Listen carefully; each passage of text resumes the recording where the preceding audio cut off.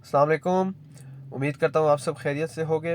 Friday को market 46,421 points पर close हुई और तकरीबन 220 पॉइंट्स मार्केट पॉजिटिव थी और मार्केट के अंदर हमें थर्सडे से अच्छे सेंटिमेंट्स देखने को मिले। अगर हम मार्केट की इंपॉर्टेंट अपडेट्स की बात करें तो इंटरेस्ट रेट्स जो है वो अनचेंज रहे, जिसके बाद मार्केट के अंदर कम से कम रिलीफ आया। मज़ीद मार्केट नीचे नहीं गई और मार्केट 46,000 से 45,000 की रेंज में स्टक हो गई और मार्केट उधर अपने आप को कंसोलिडेट करती रही। उसकी यही मेन रीज़न थी कि मार्केट के अंदर एक 1% 2% इंटरेस्ट रेट इंक्रीज़ होने एक्सपेक्टेड था IMF प्रोग्राम के मुताबिक, और जो न्यूज़ चल रही थी उसके मुताबिक, और मार्केट ने इस इंटरेस्ट रेट को प्राइस इन भी किया था। लेकिन गुड लक ये थी कि इंटरेस्ट रेट ऊपर नहीं गया। उसकी मेन रीज़न यही थी कि जो रुपये की डिप्रिसिएशन थी उसके पेस में कमी देखने को मिली, और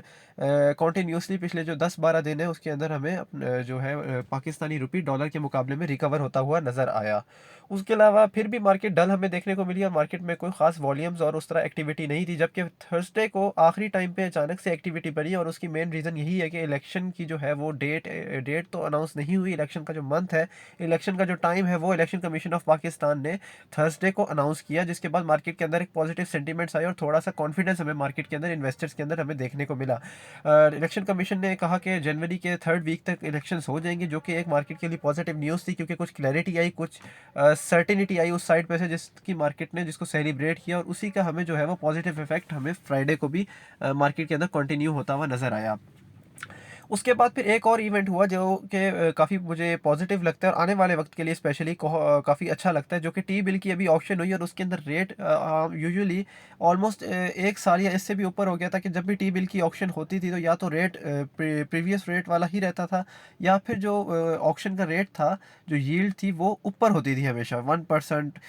2%, 1%, फिर 0.5% या 1.5% हमें यील्ड हमेशा ऊपर देखने को मिली। जबकि ये पहली दफ़ा काफ़ी टाइम बाद ऐसा हुआ है कि इंटरेस्ट रेट जो है, जो टी बिल का जो रेट है, वो हमें कम देखने को मिला है, जो ये एक पॉजिटिव साइन है और ये इंडिकेट करता है कि मार्केट के अंदर हमें आने वाले वक्त के अंदर इंटरेस्ट रेट्स के अंदर कमी देखने को मिल सकती है। और जब मार्केट में अंदर इंटरेस्ट रेट के अंदर कमी आएगी तो मार्केट के अंदर उसका बहुत अच्छा सेंटीमेंट मिलेंगे, और स्टील सेक्टर, आपका सीमेंट सेक्टर, टेक सेक्टर, जो भी सेक्टर्स हैं, ख़ास तौर पे जिनकी फार्मा सेक्टर, जिनके ऊपर जो है वो डेट काफ़ी ज़्यादा है, और उनका काफ़ी ज़्यादा जो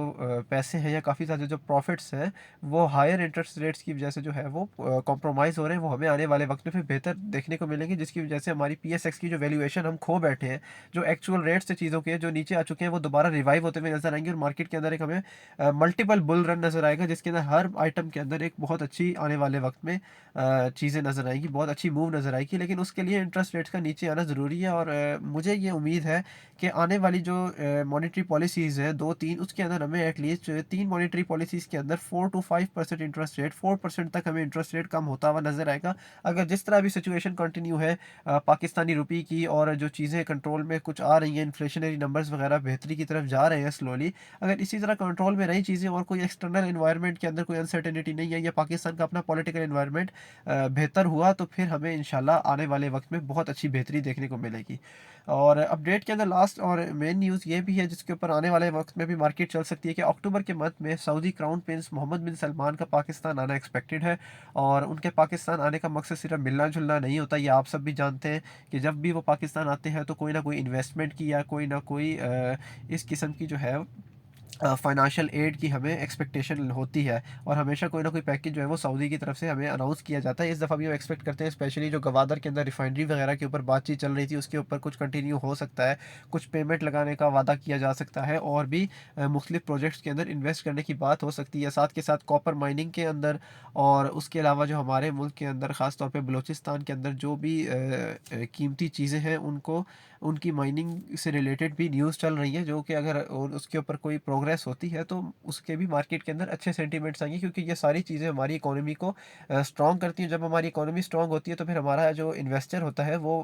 उस मुल्क की इकोनॉमी जिसकी स्ट्रॉन्ग हो, उसकी स्टॉक मार्केट के अंदर भी कॉन्फिडेंस के साथ इन्वेस्ट करता है। तो इसलिए ये चीज़ें पॉजिटिव है जो अभी तक हमें चीज़ें नज़र आ रही हैं, और हम उम्मीद करते हैं कि अगर कोई एक्सटर्नल फैक्टर या कोई पॉलिटिकल अनसर्टेनिटी एकदम से बढ़ती नहीं है तो मार्केट इंशाल्लाह आने वाले वक्त में अच्छा परफॉर्म करेगी।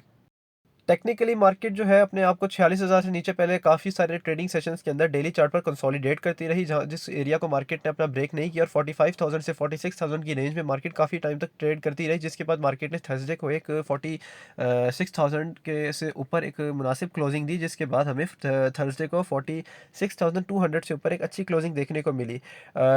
जो टेक्निकल इंडिकेटर्स हैं वो पॉजिटिव शो कर रहे हैं, और हमें उम्मीद है कि मार्केट यहाँ से मज़ीद ऊपर जाएगी, और मार्केट का जो अब इनिशियल रेजिस्टेंस है वो एक 46,500 है, जबकि 46,500 क्रॉस करने पर मार्केट को एक मेन रेजिस्टेंस एरिया जो कि 46,700 750 का लेवल है, उसका सामना करना पड़ेगा। अगर मार्केट स्मूथली 46,700 से 800 का एरिया क्रॉस कर देती है तो इंशाल्लाह मार्केट 47,000 और 47,300 को ईजिली अप्रोच कर लेगी। फिलहाल मेन जो आपका रेजिस्टेंस एरिया है वो है 46,700, और आपका जो मेन सपोर्ट एरिया है वो है 46,000, जबकि सारे इंडिकेटर्स इस वक्त पॉजिटिव हो रहे हैं या पॉजिटिविटी की तरफ जा रहे हैं। हमारे पास पहली बाय कॉल है होंडा कार की। होंडा कार हमारे प्रीमियम मेंबर्स को पहले भी बाय कॉल थी जब ये 112 113 के पास ट्रेड कर रहा था, और अल्हम्दुलिल्लाह हमने पहले भी इसके अंदर अच्छे प्रॉफिट्स बुक किए। और फंडामेंटली तो ऑटो सेक्टर के हालात इतने अच्छे नहीं है, लेकिन अगर हम चार्ट पर देखें तो इसके अंदर हमें अच्छे वॉल्यूम्स देखने को मिल रहे हैं, और अच्छी मूव ये होंडा कार हमेशा देता है, तो फिर हम इसके अंदर अच्छे प्रॉफिट्स बना सकते हैं। इसके अभी जो करंट प्राइस है वो है ऑलमोस्ट 118 के पास है, 118 के पास ट्रेड कर रहा है, जबकि इसका जो अभी मेन रेजिस्टेंस एरिया 120 से 121 का एरिया, अगर ये 120-21 का एरिया क्रॉस कर देता है तो ये इजीली 125 को अप्रोच करेगा, और 125 पर अगर ये थोड़ा सा कंसोलिडेट होकर अगर दोबारा अपनी रैली को कंटिन्यू करता है, जिस तरह से इंडिकेटर्स इसके काफ़ी ज़्यादा पॉजिटिव हैं और बुलिश रैली इंडिकेट कर रहे हैं, तो फिर हमें ये 130 और 145 के पास भी जाता हुआ नजर आएगा। फिलहाल इसके जो हमारे मेजर रेजिस्टेंस हमने अपने माइंड में रखे हुए वो 130 और 125 है, जबकि आप इसके अंदर जो स्टॉप लॉस है वो 114 के से नीचे क्लोजिंग का लगा सकते हैं, और अगर इन केस ये 120 से ऊपर आप बाय करते हैं इसको सेफ रहने के लिए, तो फिर आप इसको 121 122 पर बाय करके 120 से नीचे क्लोजिंग का स्टॉप लॉस भी लगा सकते हैं। होंडा कार की तरह जीएचएनआई के अंदर भी हमें बहुत अच्छे वॉल्यूम्स देखने को मिले, और ये भी हमारे जो प्रीमियम मेंबर्स थे उनको, जो हमारे अकाउंट होल्डर्स थे, हमने उनको 98 99 के पास से बाय करवा के होल्ड करवाया हुआ था। अभी ये 105 तक आया, 105.5 के पास खड़ा हुआ है, और इसने जो इंट्राडे में हाई लगाया था वो ऑलमोस्ट 108.75 का हाई लगाया था, जबकि अभी भी ये हमें बहुत बुलिश लगता है और अच्छा लगता है। इसके सारे इंडिकेटर्स इसकी अपवर्ड मूव इंडिकेट कर रहे हैं, और सारी मूविंग एवरेजेस के ऊपर ये ट्रेड कर रहा है। इसके जो नेक्स्ट रेजिस्टेंस एरियाज हैं वो है 108 1010 एंड 113। आप इसको 110 और 113 के टारगेट के लिए 104 से नीचे क्लोजिंग के स्टॉप लॉस के साथ ले सकते हैं। 105-50 पर ये खड़ा हुआ है, अगर ये पॉजिटिव ओपन होता है तो भी आपका इसके अंदर 1.5-2 रुपये का रिस्क होगा, जबकि इसके अंदर अभी भी आपको 7 से 8 रुपये का प्रॉफिट के चांसेस ईजिली नज़र आ रहे हैं, तो आप इसके अंदर ट्रेड कर सकते हैं। ये भी ये काफ़ी अच्छी स्क्रिप्ट लगती है ट्रेडिंग के लिए। याद रखिएगा, होंडा कार और जीएचएनआई में होल्डिंग के लिए, लॉन्ग टर्म के लिए रिकमेंड नहीं करता, इन्वेस्टमेंट के लिए, सिर्फ ट्रेडिंग के लिए, शॉर्ट टर्म प्रॉफिट्स के लिए, स्विंग ट्रेड के लिए हम आपको ये रिकमेंड करते हैं। लास्ट बाय कॉल की तरफ जाने से पहले मैं आपको थोड़ा सा एक प्रॉफिटेबल गाइडेंस के बारे में भी बताता हूँ कि आप भी मार्केट में किस तरह से प्रॉफिट कमा सकते हैं, और मार्केट के अंदर स्विफ्टली स्मूथली अच्छा काम कर सकते हैं। काफ़ी सारे इन्वेस्टर्स कंफ्यूज रहते हैं, क्या बाय करें, कब बाय करें, मार्केट ऊपर जाएगी नीचे जाएगी, किस तरह से स्ट्रेटजी इस्तेमाल करें। तो हम लोग अपने अकाउंट होल्डर्स को या अपने प्रीमियम मेंबर्स को हर चीज़ से लाइव गाइड करते हैं कि मार्केट की आपके आगे क्या स्ट्रेटजी होनी चाहिए, कितना कैश आपको यूज़ करना चाहिए, किन स्क्रिप्ट्स के अंदर, किन कंपनीज़ के अंदर आपकी होल्डिंग होनी चाहिए, और अभी क्या सिचुएशन है मार्केट की। हम हर चीज़ से, जो भी इन्वायरमेंट हो, टेक्निकली, पॉलिटिकली, सेंटिमेंट्स, हर चीज़ से, न्यूज़, हर चीज़ से हम गाइड करते हैं, और उनको हम फ्री ऑफ कॉस्ट गाइड करते हैं। आप किसी और ब्रोकर के पास वही कमीशन पे करते हैं, मिनिमम कमीशन हम लोग चार्ज करते हैं, वो हो सकता है आपसे ज़्यादा कमीशन चार्ज कर रहे हो, हमारा सबसे मिनिमम कमीशन है। आप अगर हमारे साथ अकाउंट ओपन करें तो हम आपको free of cost guidance provide करते हैं, बाय सेल कॉल्स प्रोवाइड करते हैं। हमने 2 व्हाट्सएप ग्रुप बनाए हुए हैं, एक व्हाट्सएप ग्रुप के अंदर हम आपको बाय सेल कॉल्स और गाइडेंस प्रोवाइड करते हैं, जबकि जो हमारा दूसरा व्हाट्सएप ग्रुप है उसके अंदर आपको अपडेट्स और न्यूज़ जो होती हैं, जो भी फाइनेंशियल रिजल्ट्स आते हैं या पॉलिटिकल या कोई भी जो न्यूज़ मार्केट से रिलेटेड होती है, वो सारी न्यूज़ हम उसके अंदर शेयर करते हैं। उसके साथ आपको ट्रेडिंग टर्मिनल लेटेस्ट प्रोवाइड किया जाता है, जो कि आप अपने लैपटॉप पर, मोबाइल पर या कंप्यूटर, तीनों पर यूज़ कर सकते हैं। और आपको एक साथ रिसर्च पोर्टल दिया जाता है जिसके ऊपर लाइव सारी कंपनीज़ के results, ex dates, dividends, market के अंदर point contribution, charts, technical indicators 50 से ज़्यादा उसके अंदर है। मतलब हर चीज़ उसके अंदर प्रोवाइडेड है, और ये सब कुछ आपको इसके लिए कोई एक्स्ट्रा कॉस्ट पे नहीं करनी। आपको ये सारा कुछ उसी के अंदर मिलेगा, जो आप हमारे साथ, सिर्फ एक अकाउंट आपको हमारे साथ ओपन करना होगा और आपको उसके थ्रू ट्रेड करना होगा। और आपको ये सारी गाइडेंस प्रोवाइड की जाएगी, जबकि मैं यकीन से कह सकता हूँ कि आपको कोई और ब्रोकरेज फर्म इस तरह की गाइडेंस या फिर इस तरह की सर्विसेज प्रोवाइड नहीं कर रही जो हम आप लोगों को प्रोवाइड करते हैं। और हमारा एक ये बहुत बड़ा प्लस पॉइंट है कि हम लोगों की जो डिपॉजिट और विड्रॉल है वो सेम डे है। आप लोगों को वेट नहीं करना पड़ता, आपके सेम डे आपके अकाउंट में पैसे वापस आ जाते हैं अगर आपको चाहिए, और अगर आप डिपॉजिट भी करते हैं तो सेम डे आपके अकाउंट में पैसे चले भी जाते हैं।